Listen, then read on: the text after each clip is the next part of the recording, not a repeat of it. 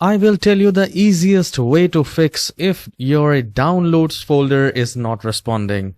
If it's not working, whenever you're clicking downloads, it's either not responding or it just hangs and crashes. So we are going to fix that.